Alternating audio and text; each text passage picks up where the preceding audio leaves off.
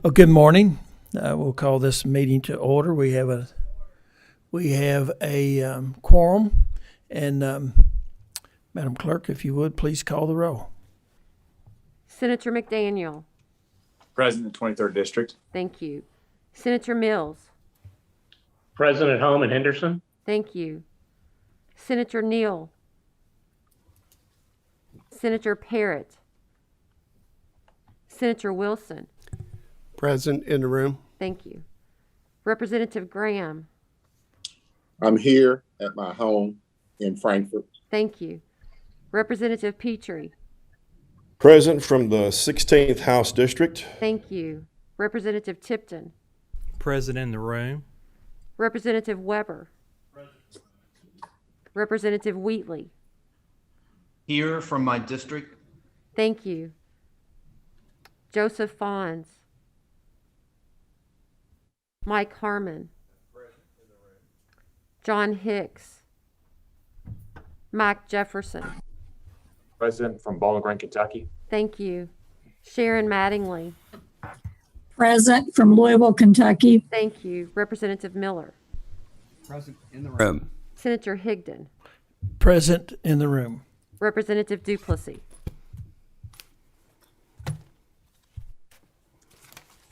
Thank you. We do have a quorum. Entertain a motion to approve the minutes from our last meeting. So moved. I have a motion and a second. All in favor signify by saying aye. Aye. Opposed? Looks like the ayes have it.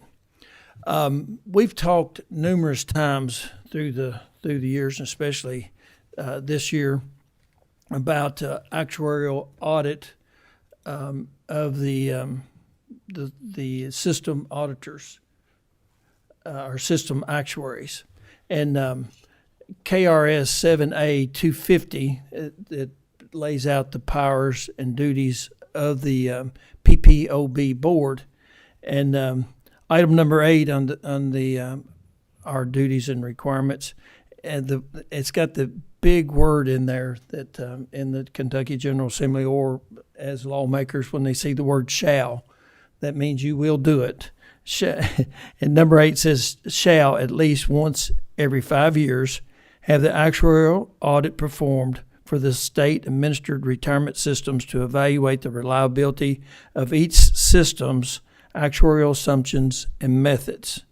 The actuarial audit shall be performed by an actuary retained by the Public Pension Oversight Board.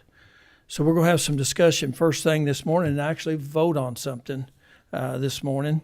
We're going to discuss what an actuarial audit is, and please bear with me because I bore you, but everybody needs to understand what we're voting on. So what is an actuarial audit? Kentucky law is amended during 2016 and 2020 regular sessions. KRS 7A.250 provides the audit powers and duties of the Public Pension Oversight Board. An actuarial audit is mandatory and requires that the PPOB to engage an actuary to conduct an actuarial audit of the state-administered retirement systems to evaluate the reliability of each system's actuary, or the actuary's assumptions and methods, at least once every 5 years. This measure was enacted during the 2016 regular session, so we're right on schedule to perform our required duties. Also in that, there's a biennial budget review under KRS 7A 250 that is amended in 2020. It makes that permissible, that gives the PPOB the authority to have an actuary to review the biennial budget requests submitted by the systems. Funding pursuant to KRS 7A 240. The funding necessary for the actuarial services is to be paid for by the state-administered retirement systems. Scope of the actuarial audit, there's 3 levels. An actuarial audit involves engaging an outside actuary, which we'll refer to as a reviewing actuary, to scrutinize the work of the retirement plan's consulting actuary. The primary goal of an actuarial audit is to ensure, number one, that the actuarial valuations and experience studies are performed correctly. Example is that they're compliant with actuarial standards and practices. Number two, the methods and assumptions used are reasonable. And number three, the advice given is sound. There are different types of actuarial audits classified by the scope of the audit that is sought. Generally, the more comprehensive the audit, the higher the cost. And there's three different levels. Level one is a full scope actuarial audit that replicates the original actuary valuation based on the same census data, assumptions, actuarial methods used by the plan's consulting actuary. That's a in-depth review of the entire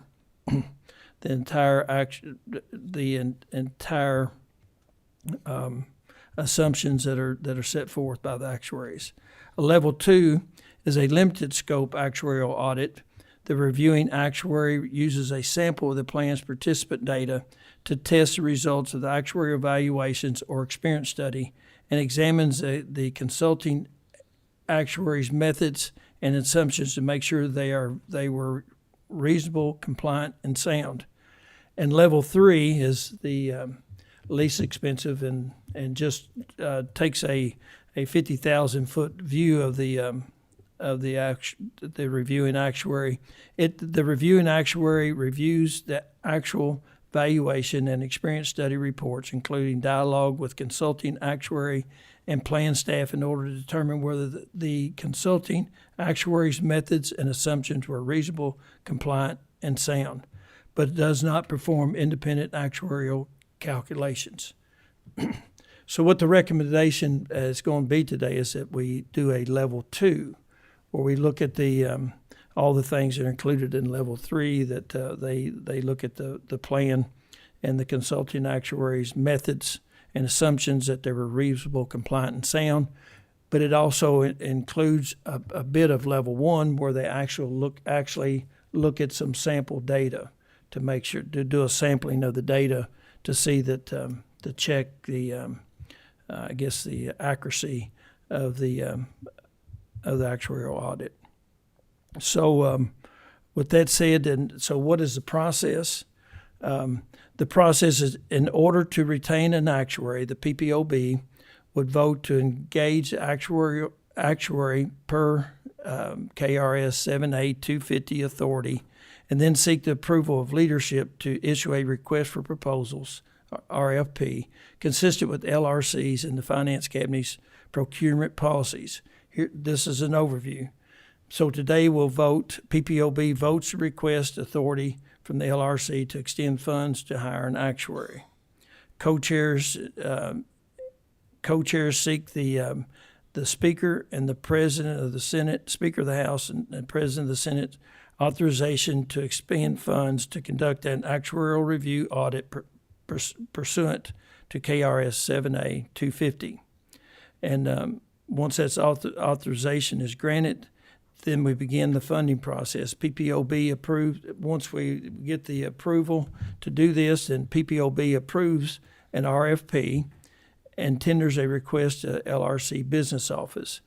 The RFP issued through EMARS, and PPOB appoints a subcommittee of 3 legislators to evaluate the bids. Bids are evaluated according to criteria established by the RFPs. Subcommittee makes recommendations to LRC director, and then the LRC director reviews, approves recommendation submitted by PPOB. LRC director contracts with successful bidder, and the contracted firm conducts an audit of the state administrative retirement systems pursuant to the scope of study, the RFP. So that's, sorry to bore you to death, but we need to understand what we're doing here. We're authorized to do it. Senator Wilson has a question. Thank you, Mr. Chairman. I have a couple of questions, and one, do we know the difference in the cost from a level 1 to a level 2 to a level 3? We do not. Okay. We know that level 1 is the most expensive. Right. Level 2 will be the least expensive. Level 2 will be a combination Right. of the two. And my second question is when we vote on this and we get to the point of the RFP, will that go to people or people, auditors, I guess, that are experienced in this with the scope and size of systems like ours? Staff, Brad is saying yes. Okay. The RFP process will make sure that those people that bid are qualified. Okay, thank you. Representative Miller. My understanding is and this may be a question for staff, that there are only about 5 actuaries in the country with the scope to do something like this, and I guess, or to do actuarial work on a high level. I think we use at least 2 of those 5 firms. I don't know what the judicial legislative system uses, but are there a lot of companies, are there any companies that specialize in these audit reviews? And Mr. Chairman, if we could ask staff for that question. I'll They know? that to staff. Most actuarial firms tend to also do actuarial audits that are large. And number of, are there 5 or 5 about right? I know Tennessee uses more of a regional firm, but. Depends upon the scope of the RFP. Okay, thank you. Representative Tipton. Mr. Chairman, when this law was amended in 2016, was an actuarial audit conducted at that time? This will be the first. This will be the first, thank you. That set the clock in motion, and so it says within every 5 years. So the clock's been ticking, and we're at 5 years, and we really need to do this. And one of the reasons we went with the level 2 we have with our quasis and House Bill 8. A lot of questions about how that was that might, some of that data might be looked at as a sample of data, maybe to look at the accuracy of how the actuaries looked at that, and so I think level 3 will just tell us that they did it the right way, but level 2, our recommendation without replicating the entire process will give us a sample of the data. And I guess if we found something horribly wrong, then we could go back and request a level 1. But at this point we don't know anything about the cost. When we do the RFP, then we'll know more about it, and we'll be able to discuss it then. And of course the board will vote on this again once we have more information, and we will also set up a committee of 3 legislators to decide to look at that, also make a recommendation to the board. Senator Wilson. Mr. Chairman, sorry to ask another question. But No, sir. This is the time for it, and I appreciate everybody's interest in taking a look at this, because this is an important issue. This is something that when the PPOB was put into place, that we wanted to be relevant and have some teeth, and this and to really be a I guess a champion for transparency, and this is part of the process. my question is that when we go out with the RFP, can we ask them to give us bids on level 2 as well as level 1 so we could see what the difference is in those 2? Is that possible? I'm gonna have a conference with staff and ask that question.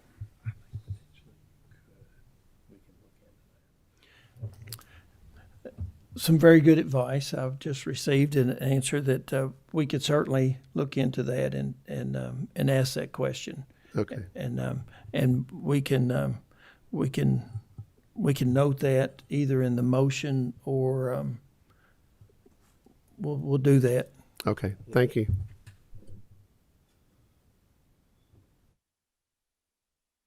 Any other questions? Okay, I'm gonna read you this motion, and I need to make a change to it to add Senator Wilson's request. Mr. Chairman, point of personal privilege. Yes. I would not want one of the three as a bidder. So can we exclude the three actuaries that do it for us today? I think that's From in, an independent standpoint, I'd not be comfortable with one of the three. absolutely, and I think it's in the motion. Let me, again, take a look at that. Thank you, sir. We've talked about that. Those are things that will be specified in the RFP. So the thing that you have to do today is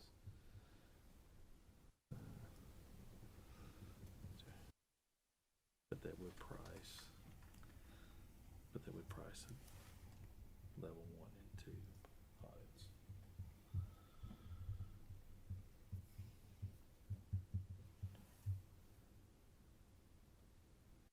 Should I add not be any of the current? You can.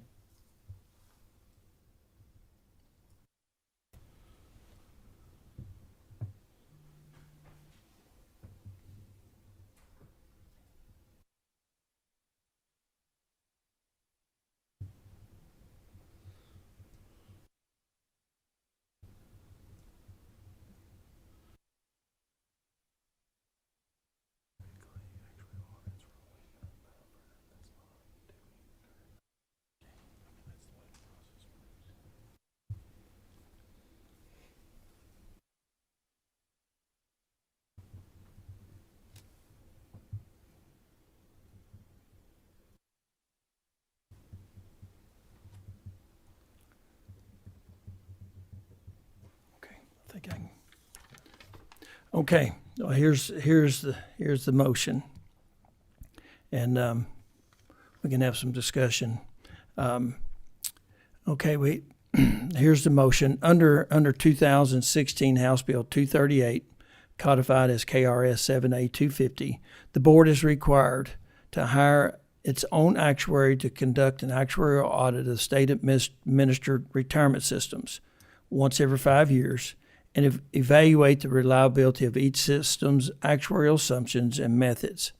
It has been 5 years since the passage of House Bill 238. We're following this statutory requirement and starting the process. Co-Chair DePlessis and I have discussed that the independent actuary should conduct what is called a limited scope or level 2 audit. We will also request a price of level 2 and a level 1 audit when we request RFP, where the independent actuary not only reviews the methods and assumptions of the system's actuary, but they also test those results against a sample of the system's data and run their own calculations. That's level 2. Level 1 will just look at the actual actuary and the review of their methods and assumptions. So we'll include both of those, a level 2 and level 3. Level 1 and a level 2. Level 1 full Yeah. application. Yeah. Hold on, where's your thing? Where's the other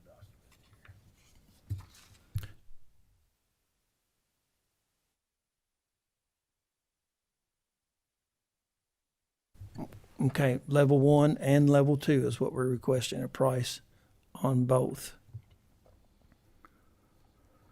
As with other contracts, a professional contract requires leadership's approval and will be bid out under our RFP. Today, we're voting to have LRC start the process. Once the RFP is prepared, we will also review and approve it before it's issued.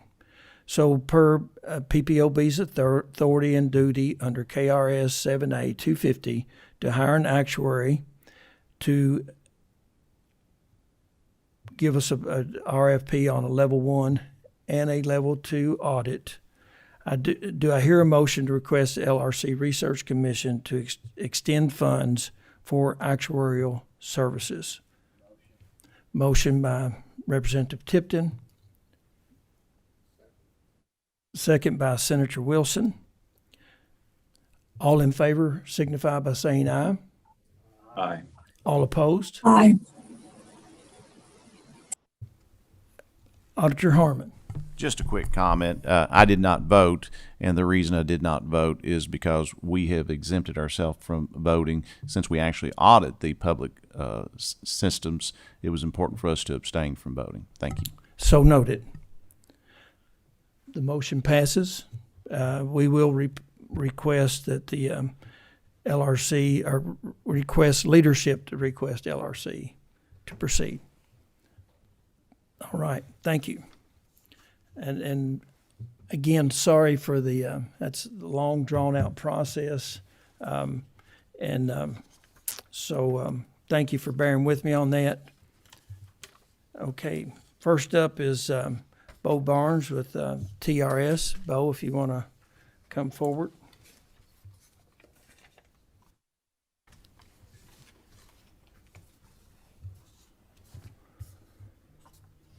Bo, the floor is yours. Please proceed. Thank you, Mr. Chair. Good morning, everyone. Bo, to check your microphone there. It doesn't seem like it's going. There you go. Thank you, Mr. Chair. Good morning, everyone. Bo Barnes, Deputy Executive Secretary and General Counsel for Teachers Retirement System. I've been asked today to provide some information about some supplemental funding that TRS is receiving for some prior benefit adjustments, sometimes referred to as green box dollars. I've been asked to provide some data, some statistics about the impact of sick leave on retirement allowances, and also the impact of having a member having a retirement allowance calculated on their 3 highest rather than their 5 highest salaries. Most of these are numbers that are going to speak for themselves, so I'll be largely going over these slides and explaining what they do show. But I'll have a few highlights that I'll make, and then certainly, as always, any questions that any member of the board may have. Before I get into that, though, I do want to note that at the prior meeting, I stated that it looked like TRS could conclude the last fiscal year close to 30% with returns on the pension. I can confirm that today, that net of fees, after paying all the expenses that we pay to invest teachers' money, the return for the last fiscal year was 29.59%, so essentially 30%, an exceptional year. Congratulations. Thank you, sir. And I do want to note, too, that that exceptional year would not have been possible without the additional funding that TRS is receiving now for the 6th straight year in a row. Without that additional funding, these returns would not be possible. So certainly we appreciate and want to thank members of the General Assembly for providing the additional funding we're getting today. Thank you. Both for the, I guess for those watching and for, I guess to better educate this committee and myself, will those returns at the 29.5%, will that be smoothed? Yes. Back how many years? It's a 5-year smoothing. Okay. And so the 5-year smoothing that will show this, what will that show this? And as we look back and we look at the, I guess 5-year or 1-year average, what will it still show when we look at those? When you say 1, 5, 10, 20, how will that look on paper, and what difference will smoothing make to those numbers as we look at them in the future? Well, for those time periods that we share with this body, you know, that you discussed, the 1, 5, 10, all those periods will be above 7.5% now with this year. And the 5-year period, the smoothing, I don't have that final number yet, but we're dropping off a negative 1% year and adding essentially a 30% year. So for the 5-year smoothing, you're going to see something north of 10%, I would imagine. Now, but when we see the 1 year, will we still see the 29.5% for the 1 year? Yes, that will be reflected in our financial statements. We now know that that's the return that we have for the pension. So, okay. Exceptional year. Thank you. Okay. This is the first of 3 slides that I'm going to share with you this morning, and this reflects some payments that are coming out of the general fund for certain prior benefit adjustments. And you saw this slide last time. It's sick leave, but I've been asked to provide a more broader look at the supplemental payments that are being made for these prior benefit adjustments. And these benefit adjustments, and sick leave is the first one I'm going to talk about, of course, at one time in the 90s, they were paid for in lump sum. So there'd be a general fund appropriation just to pay for them. And then in the late 90s, the Commonwealth moved to paying for these on an amortized basis, so that now most of these payments are on a 20-year amortized period to pay off these benefits. And so if you just look at this on the left-hand column, you see the beginning amortization year. So that means there was sick leave that was provided that the Commonwealth paid for through the general fund in 2002, that the payments began being made in 2003. So we're still making payments on that amount. And you can see just to the right of that column, the balance as of June 30th, 2021 on that was $2,208,224. We have an annual payment of next year of 2022 or this year, $2,314,200, and the last payment is this year. So that line will drop off after this year, and then it's just the same thing all the way down up into the more current years, current year. One thing I will notice with this, and I noted this last time, if you look at the year 2020 at the bottom, and you look under annual fiscal payment, that amount is going to go down by half, okay?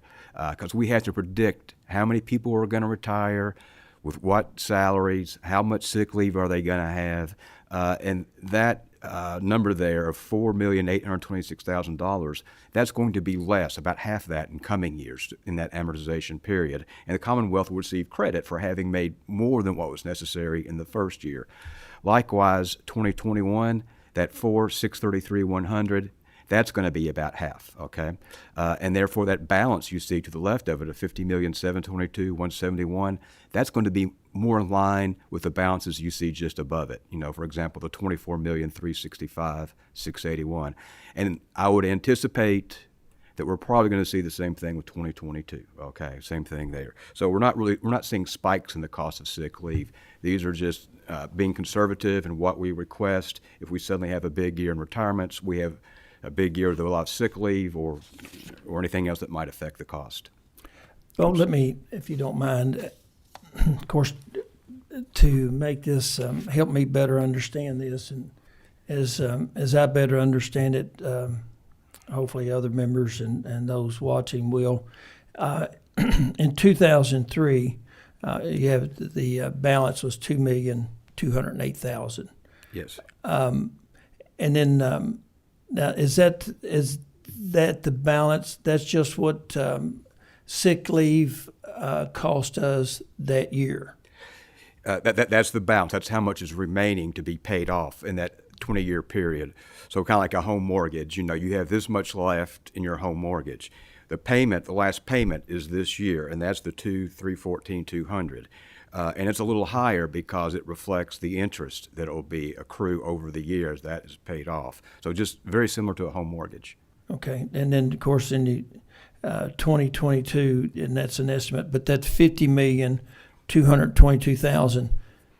That's a cumulative what we owe for 20 years, or that's the payment per year on what we owe? Those are you have balances, the second column from the left, and then you have the actual annual payment, third column from the left. And at the very bottom line, you have the total. So the $433,180,254, that is the total balance for all those payments together. That is how much is owed on sick leave. Now, I would expect, again, that to come down a little bit, even below $400 million, because 2021 and 2022, those balances, 2021 for certain, is going to be less, a lot less. It's going to be more like those lines above it. And 2022 is likely going to be less, too. So ultimately, it's probably going to be a little less than $400 million outstanding that's owed on sick leave.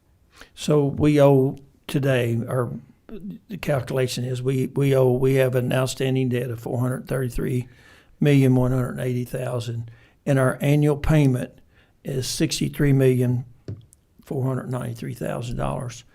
Back to, and again, this is elementary, but I want to better understand it. In 2003, the balance was $2,208,000. And it looks like we paid that one off that year. Did we? Because the actual payment was more than what showed the balance being. So it will be paid off this year. So this fiscal year that we just started, it will be paid off. The last payment will be made. And so, if you will, it's like making the last payment on your home mortgage, and there'll be no balance left for that year. Now, it appears to me, and you know, these numbers have increased every year. You know, they've gone from, you know, that $2 million a year that accumulate up to, you know, anticipated for 22 at $50 million. So the $50 million that is estimated for 2022 is for the retirees that retire that year, and what it would cost, the additional money that's needed to pay for sick leave over the course of their retirement. Is that correct? And I need to do a better job. I should provide some more detail on this column. I apologize for that. But so this second column from the left, though, you know, just to the right of the years. Okay, the balance as of June 30th, 2021, the header, that represents the balance for each single year. So when you look right underneath balance at June 30th, 2021, and you see for 2003, the 2,208, 224, that's the balance just for that year.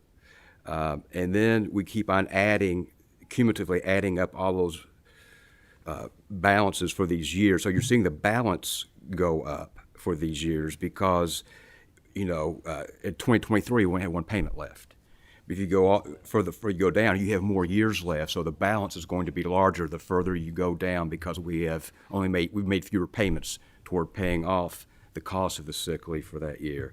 So that just reflects normal costs. So if you want to see how the payments have changed over the years, that would be the third column from the left, and that's annual payment fiscal year 2022. Okay, so you can see 2,314,200 for 2003, and then it's fluctuated as you go down that column, largely in the 2 and 3 million range. You know, we saw several years in the $3 million range, and then in 2019.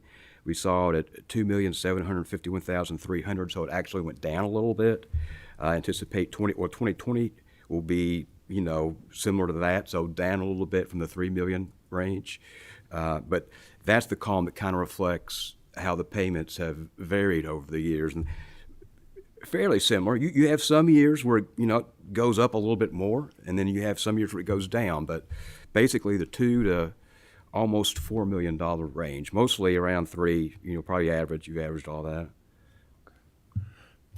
Senator McDaniel has a question for you. Senator McDaniel. Thank you, Mr. Chairman. And Bo, you kind of touched on this, but I guess what I want to get to is, are these numbers that we see in front of us under the balance at June 30th, 2021, is that a cumulative number for all sick leave to date? Or is that what is incurred by the retirees who retire in the respective amortization year? Yeah, that's correct. It's the only cumulative number is the bottom line, okay? But those other lines just reflect the balance remaining for that year. So again, and so then if I go to the right, there's a payment amount there. So if I say, for example, 2020, it's $24,365,681 with a payment of $4.826 million with a 20-year AM. I'm assuming we're in essence calculating that at the same, the discount rate there is the same as the assumed rate of return internal to the system, correct? Correct. So the essence of what we're looking at there then is the policy starting back in 2003 was to, and this is not exactly what's happening, but it's the essence of what's happening, which is borrowing from the retirement system at their assumed rate of return to pay off a sick leave debt. Correct. All right. Thank you, Mr. Chairman. Thank you, Mr. Chairman. Representative Miller. Senator McDaniel's, or the answer to that was definitely helpful toward my question, but the 20 years was in the bill back in 2003. Why is that? Why year of last payment is 20 years later? Yes, it actually, it's in the budget bill, and it actually started back in the late 90s. So we've already rolled off some of those 20-year periods because they started back, in the 90s. Okay. 2003 is just the only one we have left. There's only one payment left on it. Okay. Thank you.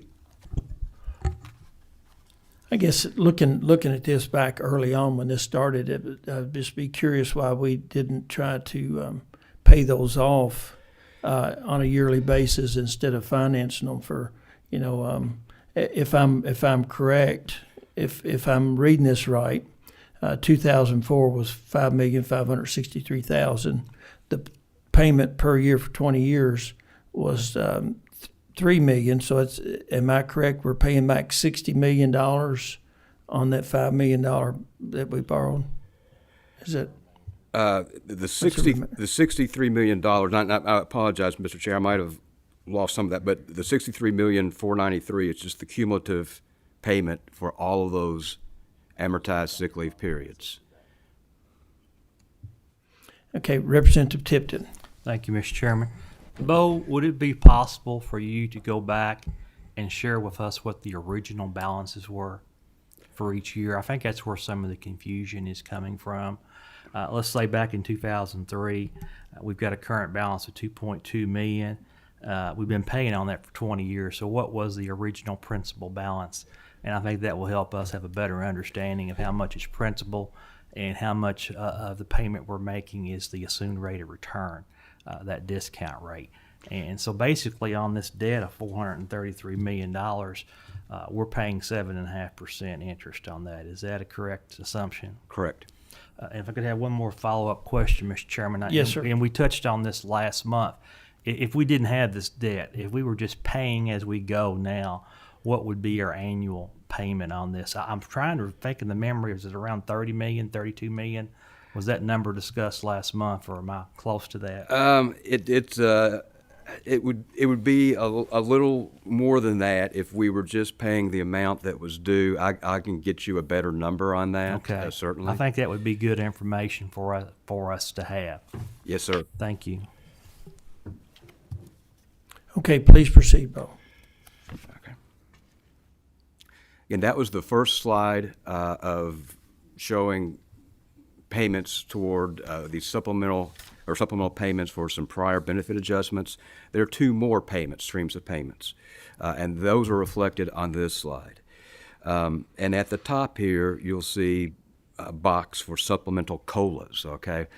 And what that is, most of you are probably aware, but there is retired teachers get a standard 1.5% cost of living adjustment each year, and that's fixed in statute, okay? And TRS is a Social Security replacement plan. Social Security provides COLAs for their retirees, so TRS provides a base 1.5% COLA.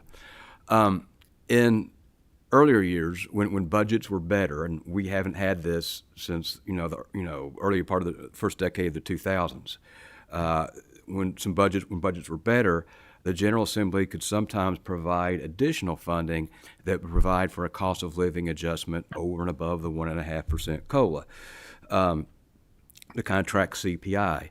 And the budgets, we had some tight budgets right around 2008. You see that's the last one that we got a COLA for. We had some tough budgets. And fortunately, inflation has been low since that period of time, too. So anyway, this box represents funding to provide some cost of living adjustment greater than 1.5%.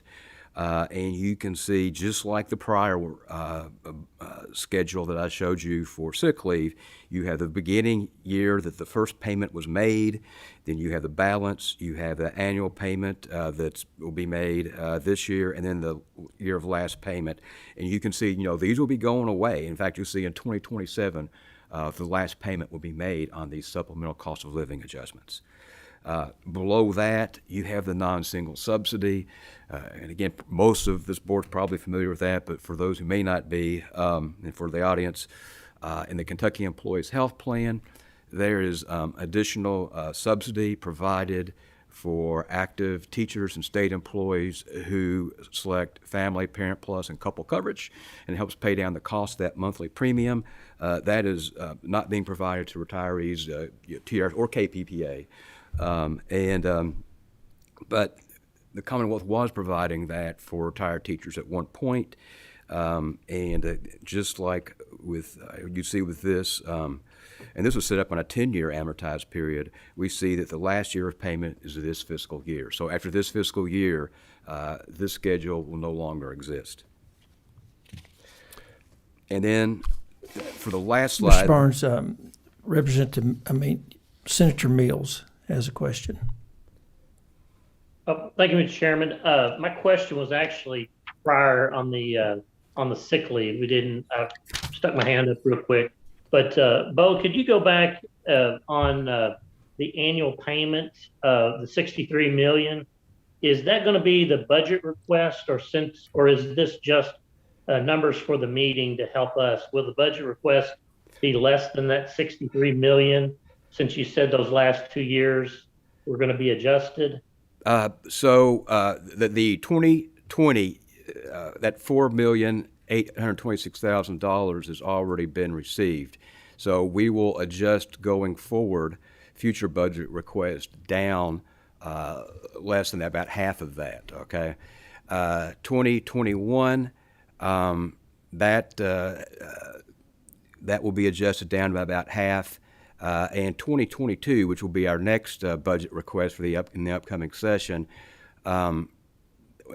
we'll ask for something in that neighborhood, but that very likely will be adjusted downward with experience. Again, some of these budget requests, we're looking into the future, how many people are going to retire, what the final salary is going to be, how much sick leave are they going to have, as it pertains to this. So we do kind of an over and under.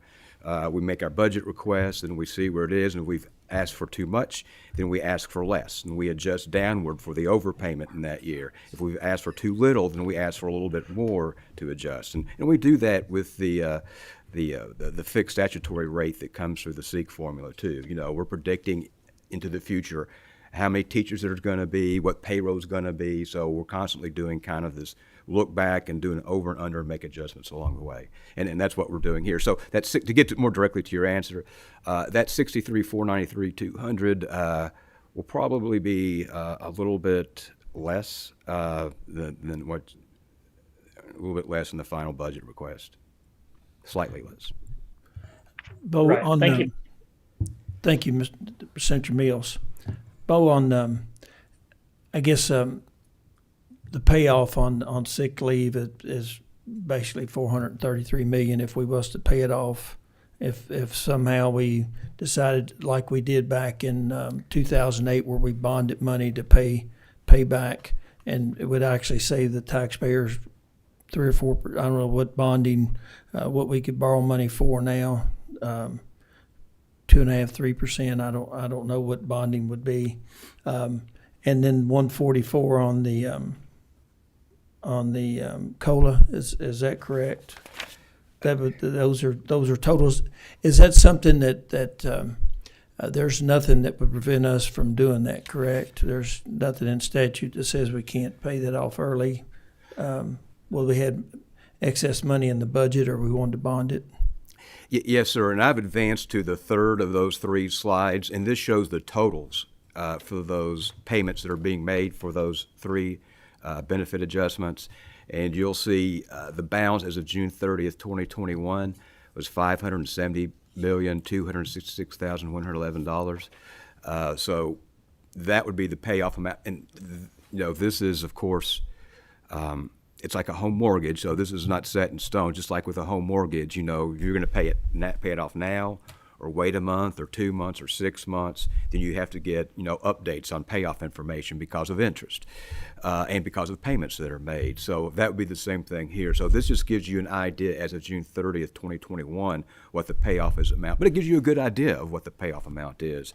And I've asked the actuaries, if that were paid off lump sum, as you stated, that could be done, and it can be done, that would result in a reduction of about, conservatively, about 1% in the actuarial required contribution from the Commonwealth if it was paid in lump sum. So about $37 million a year less would have to be paid to TRS if that was paid off in lump sum. And that's probably being a little conservative on the actuary's part. You know, it could be a little bit more than that. And again, this all depends on when the payoff would happen, because those numbers are somewhat fluid. Representative Miller has a question. Am I correct that since these are reflected as fiscal 22 payments, this does not reflect the changes in the actuarial assumption changes that we just heard about this summer? Is that correct? So this is payment for fiscal year 2022, and I think, given the lag period, yes, this would not include that, correct? That's correct. Okay, so it's going to be higher, likely.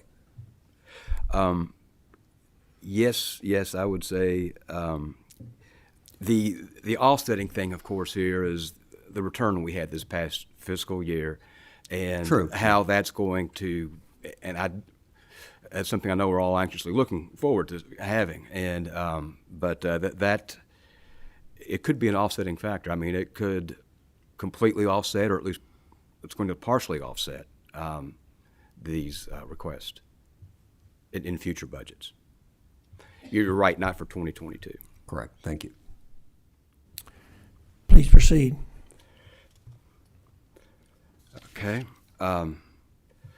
So we were asked to provide some retirement statistics kind of broken down by... No, if you went back, did you cover non-single subsidy? Did we skip that over that? Oh, maybe it did not quite finish that. But anyway, yes, that's the... for our under age 65 retirees who participate in the Kentucky Employees Health Plan, at one time there was a non-single subsidy through KEHP that active teachers and state employees get, but is not now available to retirees, state or teachers. So the state was making some payments to provide that non-single subsidy, and again, that's for people who choose couple, parent plus, or family coverage, they were paying for those on an amortized basis over 10 years. And the beginning amortization period was 2012, so that means this fiscal year, 2022, is the last payment that we will make for the non-single subsidy. And after this year, that schedule at the bottom, that box, will no longer exist because it'll be paid off in full. Back to your total balance there on that next page that you'd gone to, I guess the one you're on there now. Yes, sir. $579 million. If maybe somebody would look at that, if we bonded that at a reduced interest rate, would the savings be enough to do a pay as you go going forward on sick leave amortization as we know it? That's basically what, $4 million a year. So the on average, what does sick leave cost us a year that we would have to have additional money to do pay as you go? And I need to get you a number on that. It would saving $37 million a year if this were paid off lump sum. Approximately, could be a little bit more than that. You're paying most of the cost of the annual sick leave. But I need to get you a better number on just the sick leave alone. Well, that would be interesting to see, and that's a good, and we appreciate these numbers because it helps us think of outside the box how we can get these debts paid and save the taxpayers dollars. It's Representative Miller said outside the green box. Please proceed. Okay, so this is just retirement statistics, and we were asked to provide statistics based on a range of annual pension benefits. At the upper left-hand corner in this schedule, you'll see, and this is everybody. This is retirees. This is survivors too. Okay, so it's not just retired teachers; it's their survivors. So you'll see less than $10,000. So that's going to be largely folks with reciprocity accounts. They have time with TRS and KRS or KPPA, and maybe most of their time is with KPPA. Go on down that column, you'll see $250,000 or more, and we don't have anybody who makes $250,000 or more in retirement. Then we see next column, number of annuitants, beneficiaries, the actual number of people receiving payments in these amounts. And you'll see most of our folks are in the $25,000 to $50,000 range. That's 28,809 folks are receiving a retirement annuity in that amount. And the next highest range is the $50,000 to $75,000 range, where 11,905 people are receiving a retirement annuity in that amount. Next column is total share of pension payments, and this is by dollar, the actual dollar amount, where are all the dollars going. And again, you see most of these dollars paid out are going to retirees making between $25,000 and $50,000 in pension. It's 49.70%, about 50%. Half of our retirees are in that range. Half the dollars are going to retirees in that range. And the next highest is the $50,000 to $75,000, 31.48%. Of the dollars are going to folks, in that range. So essentially 80% of all of our the dollars are going to folks in that range. Let's see. Next is final average salary of group. Next to that is average service credit, and you see as you go down that column, years of service credit increase as retirement allowances increase. So when you get to our largest retirement allowance, it's 43.66 years on average that those retirees are retiring with in that group. Let's see. And then the last is, next is average annual benefit. And then you see average sick days paid, and you see that sick days paid increasing as you go downwards, which you would expect as you see average service credit increasing. I will note at the bottom of this column where you see the 308.5 and 345.83 that you will not see numbers like that for people who become members on or after January 1st, 2008. As a result of pension legislation that was enacted for both TRS and KPPA, it capped sick leave days at 300 for individuals who become members on or after that date. And the other thing that I'll note in this slide is the two rows just below the upper part I was just talking about. They reflect the same statistics for people who retire with 27 or more years of service credit, or anyone with 27 or more years of service credit who also get a retirement allowance calculated on their 3 highest rather than their 5 highest salaries. Okay. Let's see. That's a lot of data there. Thank you for providing that. One, I guess if you drew anything, if you look at that, just conclusions you would draw from that is that those higher pay ranges, they ended up with a lot of sick days, more sick days than the average. Is that correct? That is correct. So the longer that people are remaining in employment, they do tend to accumulate more unused sick leave days, and that's reflected here in the schedule. And higher the salary?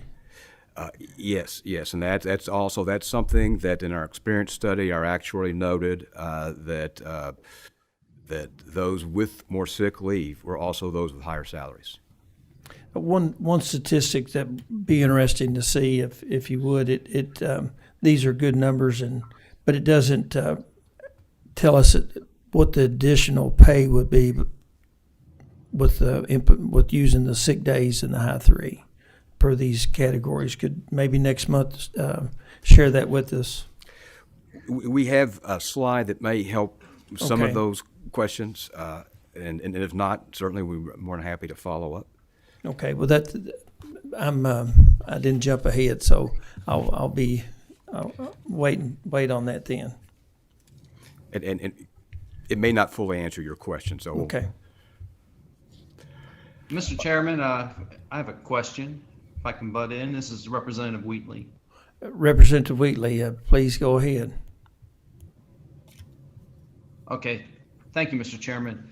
Bo, on this chart with the retirees, that brings up this question that gets asked sometimes, and I don't know if you have this at your fingertips or if you can provide it to us, but do you know the percent of retirees who are Kentucky residents, and then how that percentage compares to other states? For instance, if our retirees are 90% are Kentucky residents, what is the comparison to maybe U.S. average and then our surrounding states? Do you have any numbers on that? The number of retirees who stay within Kentucky, that's about 90%. You're correct. That's where I don't have comparable percentages for other retirement systems or other states. We do obviously retain a lot of folks here, and we tend to retain the career folks here. You know, a lot of the people we see that don't stay in Kentucky are people maybe just had a few years of service and maybe in a bordering state. You know, they've moved to a bordering state because that's where they have most of their career. But and if I can also ask, what would be interesting is, and this might get too close to identifying individual retirees, but the dollar amounts that are being spent or saved or left here in Kentucky and what's being spent and that circulate throughout our economy, is there a way to come up with that number? Yes. We there is a PowerPoint slide that we have used in the past and then we'd be glad to provide an updated version of that. That'd be great. Thanks. Thank you, Mr. Chairman. Thank you, and please proceed, Bo. Okay, this slide was shared with this board last meeting as well, but I'll just go over it one more time, just sort of as a refresher, and for anyone who might not have been at the last meeting. So this is the basic. It's the basic formula for how retirement allowances are calculated. And there's some other things that go into it, but this is the basic formula, and it's the bottom here. And what you do is you see on the very bottom here, you do the total service credit, and that's times the multiplier.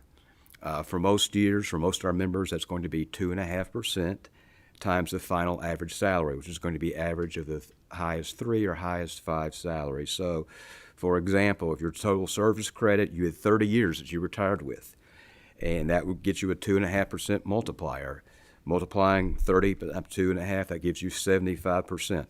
And let's say your final average salary is $60,000. 75% times 60,000 is $45,000. So it's a $45,000 a year retirement allowance. And of course, I always, with the previous slide and, with these examples, we'll always like to remind most people know, maybe not everybody in the audience, but teachers do not participate in Social Security. So these retirement allowances replace Social Security. And then on top of that, like most large employers, provide a retirement on top of Social Security. And here's a little more detail on how sick days are used in retirement calculations. And sick leave for increasing what we call salary credit, okay, as opposed to increasing just days of service, that's available only for local school districts, okay? And again, the use of sick leave days was capped in 2008, so anybody who becomes a member on or after July 1st, 2008, they're capped at 300 days. Also very significantly, because of House Bill 258 that was just passed out this recent session, and provide a new tier benefits for individuals who become members on or after January 1st, 2022. They cannot use sick leave towards salary retirement calculation purposes. The school district can still compensate them, and they could put that money into the TRS, the supplemental savings account if they want to, but it cannot be used to boost their retirement allowance, as it's going to be shown in this example. So the way sick leave is used in retirement calculations right now, first you take the retiring teacher's contract salary for that last year, how much are they getting paid, divided by the contract days, how many days are in their contract, and that gives you a daily rate. that daily rate is then multiplied by local policy. And what that means is school districts are not required to compensate retiring teachers for their unused sick leave. It's discretionary. And they may not compensate them for more than 30% of that daily rate, okay? But where we are today, all school districts, to my knowledge, are not only compensating the retiring teachers for their unused sick leave, but they are compensating them at that maximum 30% daily rate. So multiplying that 30% times the daily rate gives a 6-day value. Then that 6-day value, and I have an example to show all this in below, that 6-day value is multiplied by the number of used sick leave days to give the final payment. And that final lump sum payment, as they retire, is incorporated into their last year's salary for retirement calculation purposes. So in this example, you have someone, $58,000 contract salary divided by 187. They have a $310.16 daily rate. That $310.16, the school district will compensate them a lump sum at 30% of that, so that's $93.05, and that is multiplied by their unused sick leave days. In this example, it's 135 days. So that's a lump sum payment by the district of $12,561.75. And that amount is then applied to that member's last annual salary for retirement calculation. And we used 135 sick days as an example, but the average sick days that our teachers are retiring with is about 120 days. We have a couple questions. Representative Wheatley has a question. Thank you, Mr. Chair. And my question was from in the chat. It was about the previous slide, but I do have a question about this one also. So, Bo, just to see if this plays out the correct way, with final calculation being based on the high three, we could assume with this example of 58,000 plus the 12,561 for their final year would be around 70,000, but their two previous years would be 56,000 and 54,000, something like that. Those 3 years all three would be averaged together, and then we'd have a final annual calculation. Yes, that would give you, if it was based on the three highest salaries, you'd have your final average salary based on your three highest salaries. And Representative Wheatley, I have a slide that gives a sort of example of how that works. It's coming up next, but you are correct. Thank you, Mr. Chairman. Representative Miller. Good timing. And as you go through that slide, now I'm, recovering accountant, but just my calculations is for those people who are on a high three, sick pay could represent about 12% of their benefit. So that's my assumption, and I'd like you to comment on that the reasonableness of that as you go through, because again, it's whatever that number is divided by 3, that's the impact on the final average salary on which benefits are placed. So continue, sir. Thank you. I'll listen. So, Bo, let me ask you this, and somebody brought this up, but personal days and annual leave. As unused personal days, are they wrote into sick days by districts, or how does that work? I think some districts do that. I don't have the level of detail about what's going on in the districts with the personal days and how those are being applied. I think, and I could be wrong, but it was my understanding that some personal days may sometimes be used to take the place of few sick leave days. But I don't know. I'd have to ask back the office and see if we have some information. We're just having total sick leave days reported to us, so we wouldn't have the detail of some of our personal days being rolled into, but anecdotally, I think probably staff would have some idea. I think they, should be compensated for those days, but I guess ultimately they end up, with a fairly hefty price tag as we're financing them over the years. So please proceed.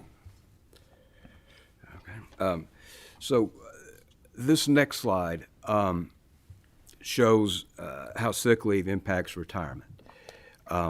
On the left, you just have the labels. In the middle column, this was shared with this board last meeting, and then we were asked to provide not just a high 5 example, but to provide a high 3 example as well. So that's what this does. It provides some additional information, for the board to see how sick leave impacts retirements. So I'll just start at the top. The first row, years. We're using the same years in this example, 27 years. Salaries for averaging. Again, the middle column's using the 5 highest salaries. The column to the right, the 3 highest salaries. About 64% of our members are having a retirement allowance that are calculated on the 5 highest salaries, and about 36% of our members have a retirement allowance calculated on the 3 highest salaries. Then we get down to the next row, the total multiplier that we discussed in the previous slide, 67.5 for both, same years of service, okay? So that doesn't change. And then I'll focus on the middle column before shifting over to the column or box on the right. It's more than a column. So you'll see in the middle box in green, on the left, it's what the retirement allowance would be without sick leave days. So you see 0 sick days, 0 leave payment. The final average salary for this example is $57,400, and the annual benefit is $38,745. And their last salary was $58,000, so that $38,745 represents a replacement of their last salary at 66.8%. Now, in that same middle box, going to the right-hand column in green, now we're going to assume that they have 135 unused sick days. So they're getting a leave payment of $12,562, and that increases their final average salary from $57,400 to $59,912. And it increases their annual benefit from $38,745 to $40,441. So we now have, they're replacing 69.7% of their last salary versus 66.8% by the inclusion of that sick leave. Now moving over to the box on the right again, and we'll go to the green column on the left. And this is using the 3 highest rather than the 5 highest salaries.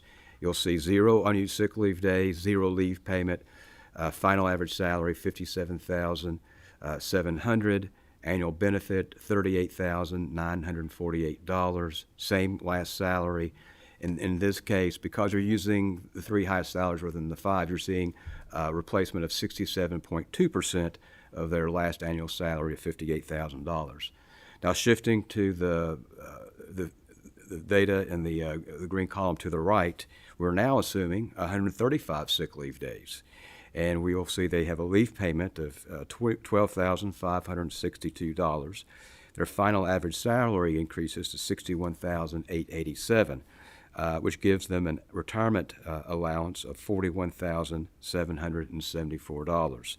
And in this case, they have replacement of their last salary of 72% with the sick leave in the high 3.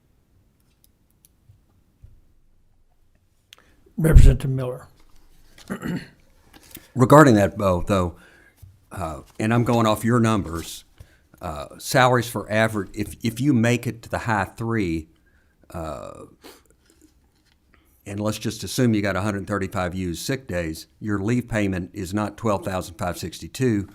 Based on your final average salary on the previous slide, it's really $19,541. So, well, $79,091. So the way you presented this, I think, is a little misleading. I don't know if it changes the point, but nonetheless, it just seems to be. Well, that's because I do want to make sure that there might have been some confusion about that prior slide. The 12,562, that is based on the last annual salary, not the final average salary. So that would be unchanged, and that would be so it's based on the 58,000, not the final average. Okay, Mr. Chairman, can I have a follow-up? Please proceed. So, who is responsible for the sick leave costs for school districts? The school district pays the lump sum at 30% of the daily rate. And are we, the state, paying on behalf of school districts? No, that's or are we obligated to pay it because it continues? No, the school district pays that lump sum amount, 30% of the daily rate. The Commonwealth pays for the actuarial cost of having that included in their retirement. Okay, so, right. So it does affect our retirement liability. Yes, because of the... Right. Thank you.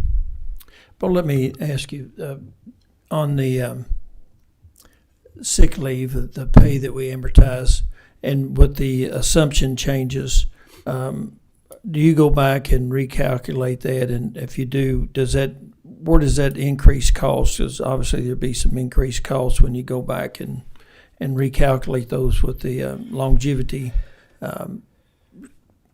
I guess, assumption. Does that make a difference anywhere, or where do we pick that payment up if there is one? There are some differences, for example, in the discount rate, and I don't have those today because we're still waiting on some information and, finalizing some information. It'd just be, of course, I guess as we go along, we know that, our payments will go up. We don't call it the ARC, but the required contribution will go up because of the assumption changes. And I guess in that calculation, sick leave would be a very small piece of that, but it would be in there. Yes, and I'm still sort of holding out to see what the final valuation for 2021 does for future budget requests, because it was such an exceptional year with returns and adding over $5 billion to the pension trust alone. It's going to have quite an effect. So I don't want to get ahead of the actuaries and accountants using information from the actuaries about how future budget requests might go. If you're looking at things standing alone in isolation, like the lowering of the discount rate, that does include increased ADAC, but then, taking in the 5-year smoothing and the exceptional past year in returns, that can partially, if not completely, offset. I'm at a point where I can really speculate, and that's what I would be doing at this point. Before we move on, Senator Mills has a question. Thank you, Mr. Chairman. Actually have two questions. So let me get this right. So if sick days were paid by the school district when the teacher retires, and it was not rolled into their last year of calculated salary, the Commonwealth's cost of sick days would be alleviated. Is that correct? Correct. Okay. So we've made two different legislative changes, correct? That so when do the Commonwealth's sick days go away or start to go away? Wasn't there two legislative changes that have been made where they are no longer calculated? One is the capping sick leave at 300 days for individuals who become members on or after July 1st, 2008. So you're not going to see any immediate effect of that because, only people with longer tenured people with more years of service are going to have sick leave in that range. But at one point, yes, that will help, because in that one slide we showed there were people who were working longer. Our longer working folks had sick leave accruals in excess of 300. The biggest change, and this is going to take a little more time to have effect, but is House Bill 258, which sets up the new tier for individuals to become members of TRS on or after January 1st, 2022. And their sick leave, the school district can still pay for it. That's important because we get that question a lot. The school district can still compensate them at 30% of their daily rate in lump sum at retirement, but that lump sum payment cannot be used to enhance their retirement annuity. It can be rolled over into a savings account if they want to, one of our savings account for that new tier if they want to. But the Commonwealth is walling off liability not just for this new tier group it's for all benefits, not just sick leave. Okay, so no more sick leave liability. So it's approximately 27 years before sick days will be not costing the Commonwealth, correct? Yes, you'll see it a little earlier than that because we have our two groups of people who become teachers, or the folks who come in right out of college, and those who, surprisingly, it's a barbell, those who come in later in life. You know, for whatever reason, they were doing something else for the first 10, 15 years after college, 20 years even. Then they decide they want to come back to teaching. And so for those folks, they will retire with less than 27 because they'll be age eligible to retire. So they will not have sick leave, used for retirement calculation purposes. So you'll start seeing it, a little earlier, the effect of there being no sick leave for retirement for this new tier group. Okay. Thank you, Bo. Another question from Representative Miller. One is, going back to my original comment, it really, I think your numbers will bear it out, somewhere between 7 and 12%. If you make it to high 3, even if you don't, you're somewhere between 7 and 12% of your final benefit payment is coming from your sick leave conversion. So unless you can prove to me I'm wrong, let's go with that assumption. Second thing is related to who's paying for it. I guess my question is, are we paying for this on behalf of the school district historically like we do, the fixed rate, or is this only a state obligation because it's in the statute? So again, the district is responsible for the financial lump sum, financial responsibility for that lump sum payment, that 30% at retirement, and the state by statute is responsible for the actuarial cost of having that payment applied to their last year's salary for retirement calculation purposes. And to your other question, Representative, I don't have a calculator, but looks like with a high 3 with sick leave versus without sick leave, it's about a $2,800 increase in their retirement annuity. So whatever, 2,800 divided by 38. Well, again, I think your numbers you're not using the right numbers, but we can talk about that later. In the interest of time, I'll pitch it back to the chairman. Okay. Bo, please proceed, Bo. And this is my final slide, and there are a lot of numbers on this. And we were asked to provide these numbers under this kind of format. And what I need to note here is these numbers are not based on actual member accounts, okay?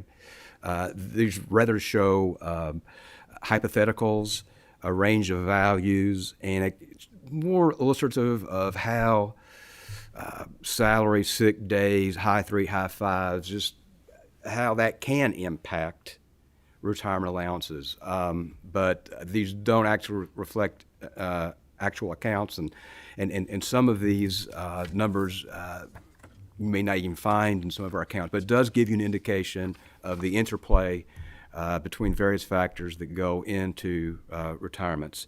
And again, I'll explain what this shows. And on the far left column, you'll see last salary.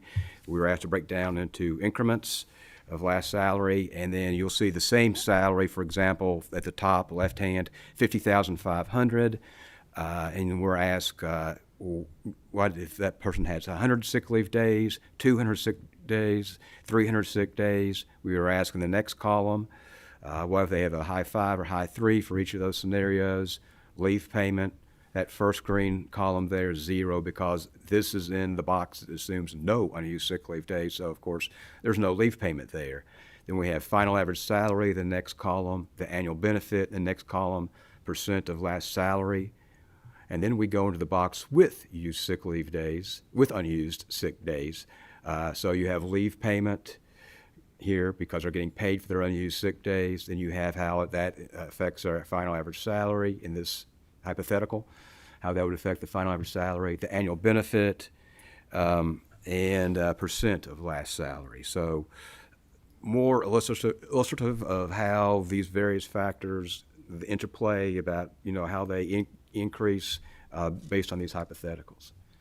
And that's my last slide of my presentation. And as always, if there's questions, I'm more than happy to take those.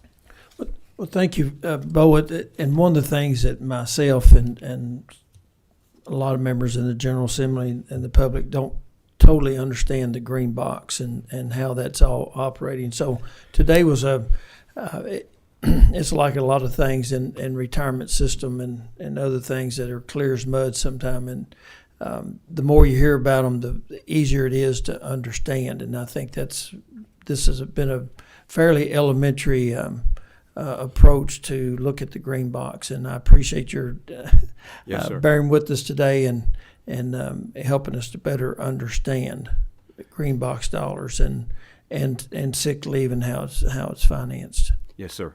Any follow-up questions from anyone? Seeing none, thank you for being here today. We appreciate it. Thank you. Thank you. Most likely, we'll see you next month. Yes, thank you. Mr. Eager, I guess you're next on the agenda. And I think you have a guest, or several guests. Or did we lose one of them? I'm just going to introduce him. Okay.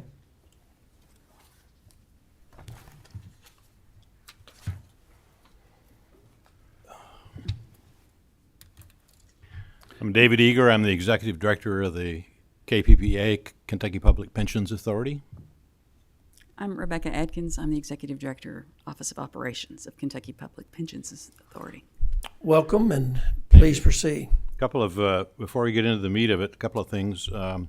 You're all aware that House Bill 484 and House Bill 9, which was kind of fine-tuned that, established two new boards. It established the KPPA, which is a continuation of the old KRS running the systems, and it maintained a K board, KRS, to oversee the K and state police systems, and established the C board to oversee the C systems.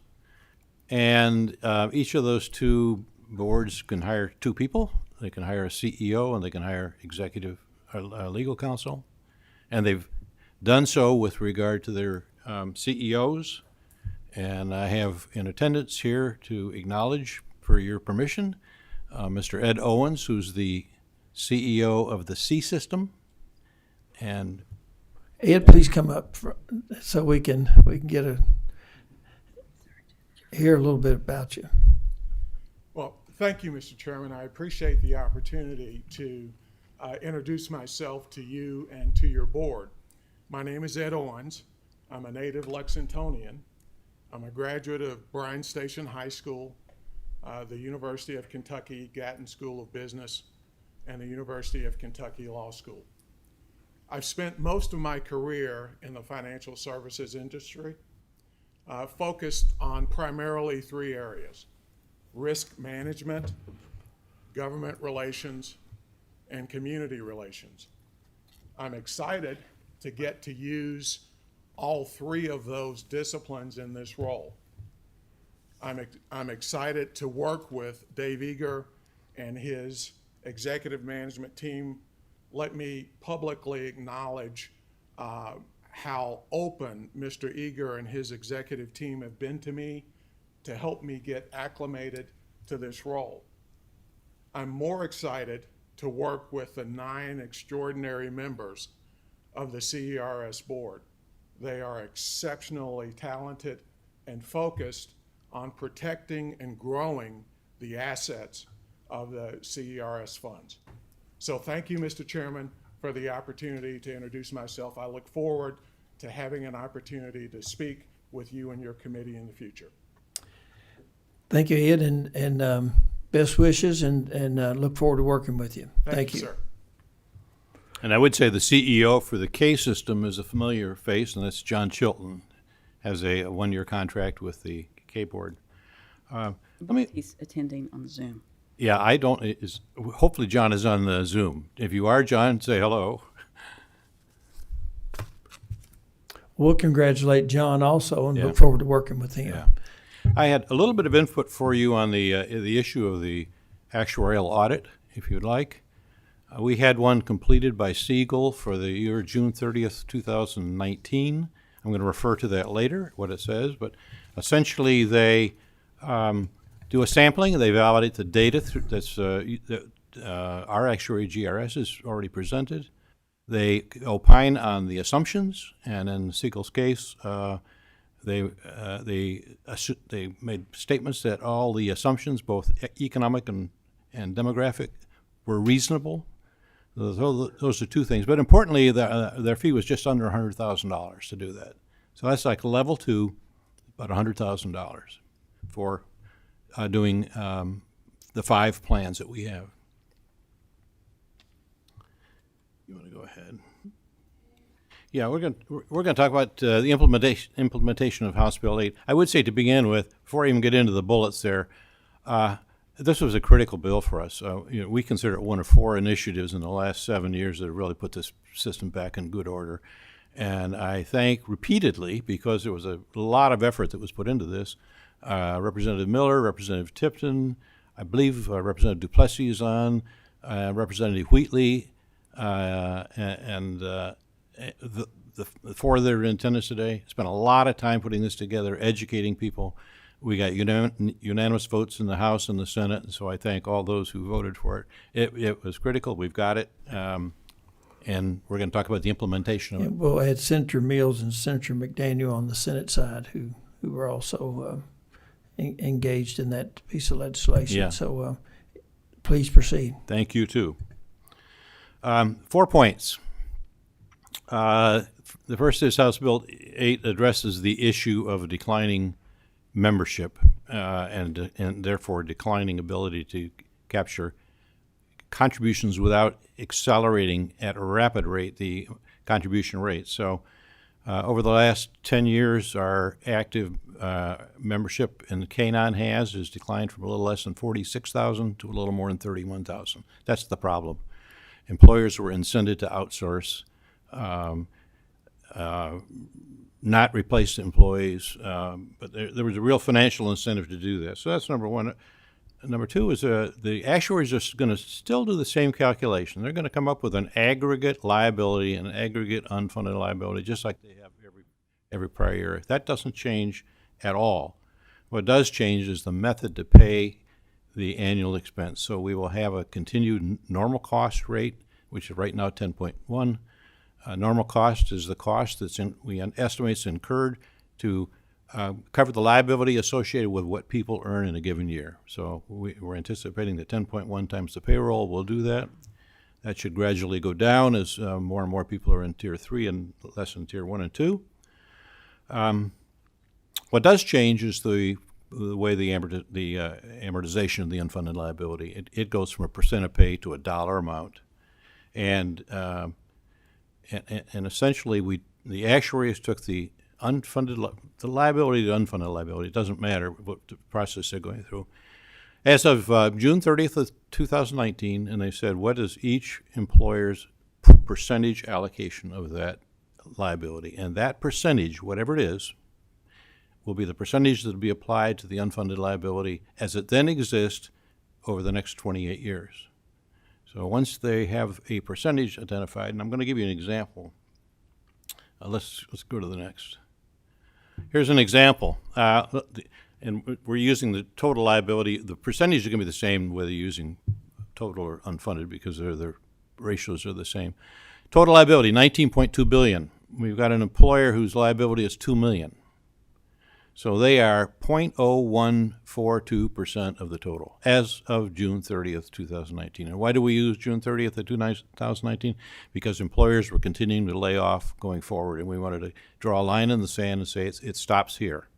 You can't get any more impact once you pass June 30th of 2019. So here's an employer. It's 0.01042 if the in fiscal 2022, if the total amortization cost is $1.039 billion, we apply the 0.042 to that, and we say that employer's cost for that year is $108,000, $108,352. And the next year is purely illustrative. Let's say it's $1.020. Their cost is going to be $106,000, and then in the following years, $1.055. It's going to be 109. And so why does the 1039 change? Why does it go down to 102? And this, again, is illustrative. Why does it go down to 1020 or up to 1055? Experience. So if we have favorable investment experience, which we are definitely likely to have for a number of years, that amortization cost is going to go down somewhat, but the percentage will still be applied, though in this case, the 042. So there's an appeal process in the bill, and I'll tell you what they can't appeal, and then we'll tell you what you can appeal. They can't appeal the methodology. They can't say, well, we wouldn't use entry age normal, we'd do something else. They cannot appeal the assumptions. And again, I've said we had a June 30, 2019 audit of our of the 2019 valuation. Siegel presented that to our board in December of 2020, and they have said essentially assumptions are reasonable. Right up and down, every one of the assumptions was reasonable. And they can't appeal their portion of it. They can't say, well, we aren't, 01042. We are locked in with the rate. What they can appeal is they can get a list, and we've given this list, and Rebecca's going to go into much more detail. They can say, that person, we are not the last employer for that person. Statute says whoever's the last employer picks up the pension liability for that person. They can say, that wasn't us, it was somebody else. They can say, gee, we had a contract with the executive branch where we had that person on our payroll, but they were really a state employee, and that liability should go back to the state. And we got some examples of that. Or they can say, look, they were, mental health. The state took over, contracted to have these mental health employees, but we're getting assigned the liability associated with them. So they're essentially have the ability to say that we have people that we're being charged for that don't belong to us. So that's the process we're going through.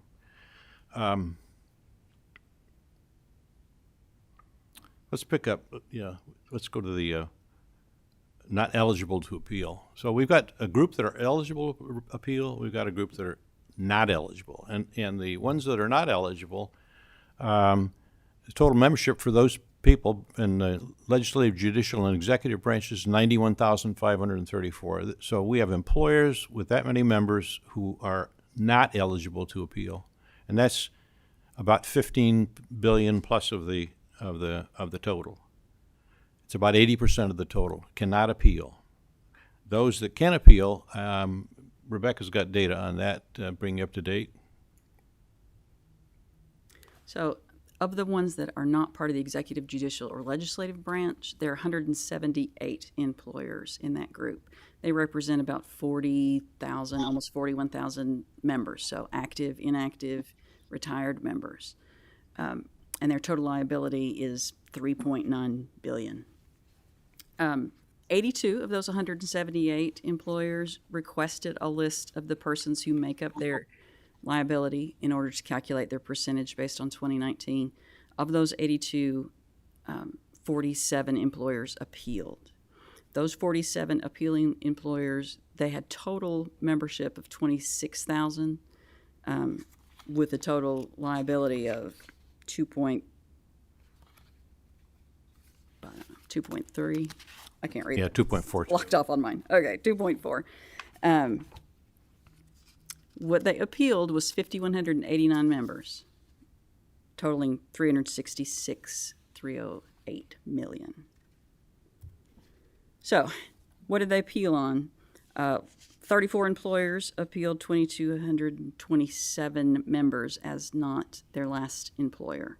So, for whatever reason, they believe that employee worked somewhere else or shouldn't be in their list. They never worked for us, or we're going to talk about a variety of reasons they have for that.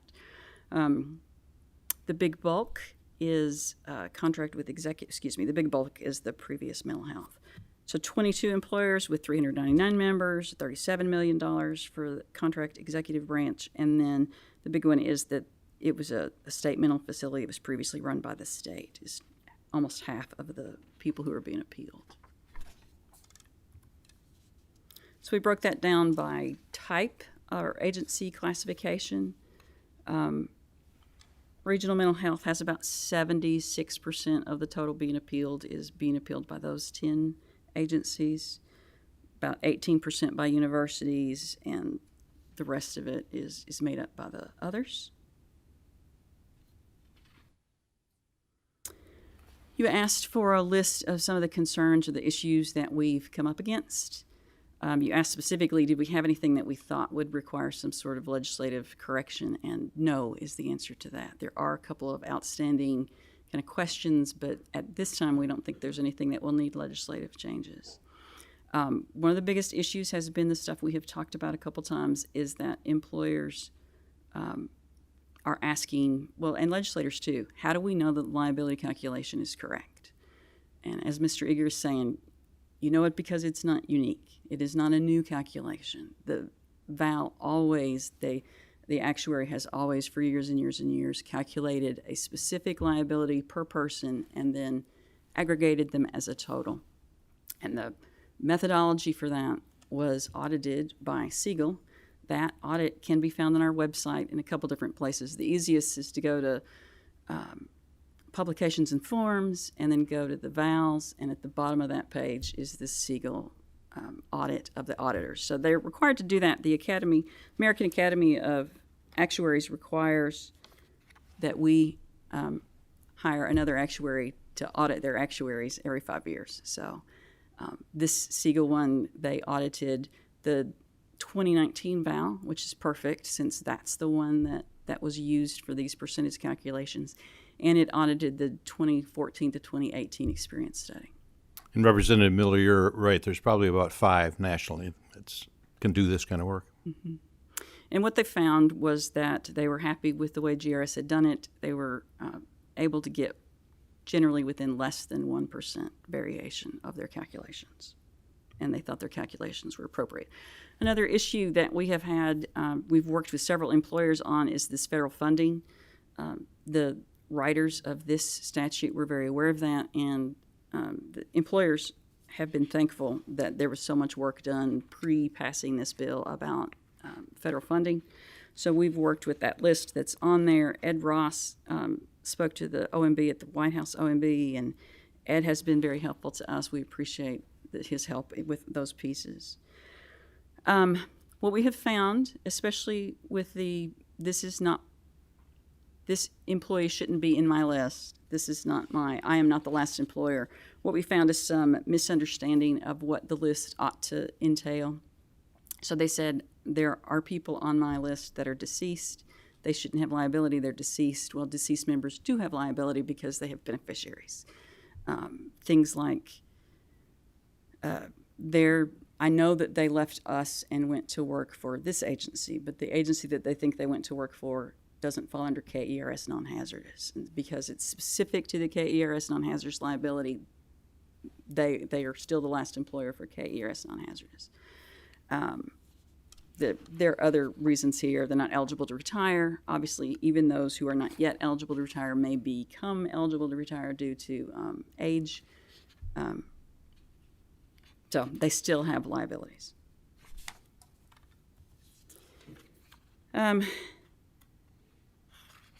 So this lack of understanding that House Bill 8 did not assign a specific liability to the employers, what it assigned as a percentage of the liability. So we've had questions from employers who want to know, if I paid you earlier, could I avoid some interest? Is there any advantage to paying you earlier? We have employers whose auditors are putting this on reports that they had never put it on before because we've assigned them liability. And lots of questions about, so for the liability that I've proven to you shouldn't be mine because it's been a contract with the state, I expect my liability number and therefore my payment to go down by exactly that amount. But because their liability is just defining the percentage of the defined liability for the year, it's not going to be, it will be proportional, but it won't be an exact match for that. So there's been some misunderstanding with that. We have had about 12 employers who have submitted a protest letter. So they've paid their monthly amount, but they have said that they're paying under protest, that they reserve all their rights to challenge the constitutionality of House Bill 8. Can you share with us who has protested? Is that classified? I can give you that information, but I don't know it off the top of my head, but I can send that to you later if that. Thank you. The class of people. Yes, generally, well, it's not exclusively, but it is generally the regional mental health Okay. group. Thank you. Some of the July payments were late. We waived penalties for that because new process trying to get all this, but generally people are paying and paying on time. So the last thing that we were asked to present to you is a comparison of the July 2020 payroll to the July 2021. So this is just a snapshot of 1 month payroll. So payroll 20 to 21 for July went down about 3.5%. Employee count went down about 5%. Overall, employer contributions still went up 1.5%. So House Bill 8 did exactly what you wanted it to do, which was separate the amount of money coming into the retirement systems from payroll. That is the end of what we have presented for you guys. Yeah. Any questions for us? Yeah, and I think that's the gist of House Bill 8 right there, is that we're going to get what we need to get.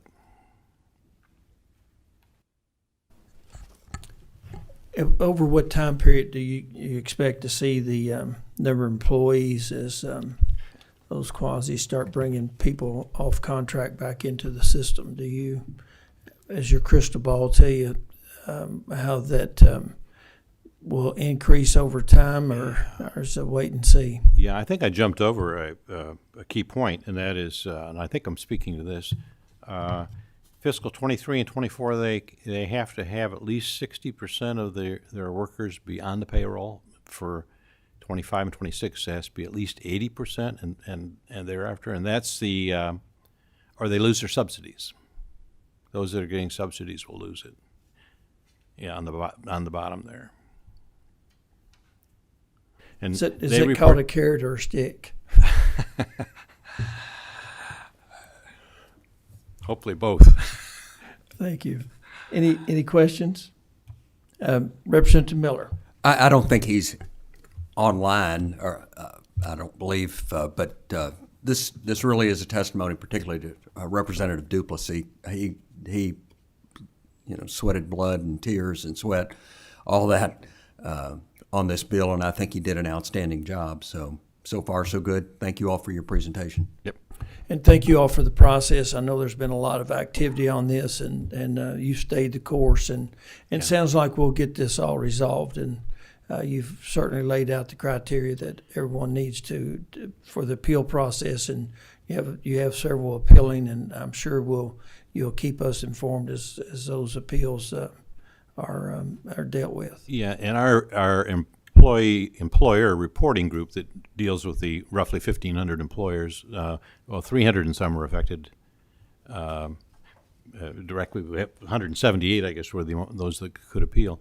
That group works for Rebecca, and she's done an excellent job, and they've done an excellent job. I mean, this is they all have a day job, as I say. This is a lot of work that's been piled on top of that, but we're happy to do it because we're so convinced that bill was necessary.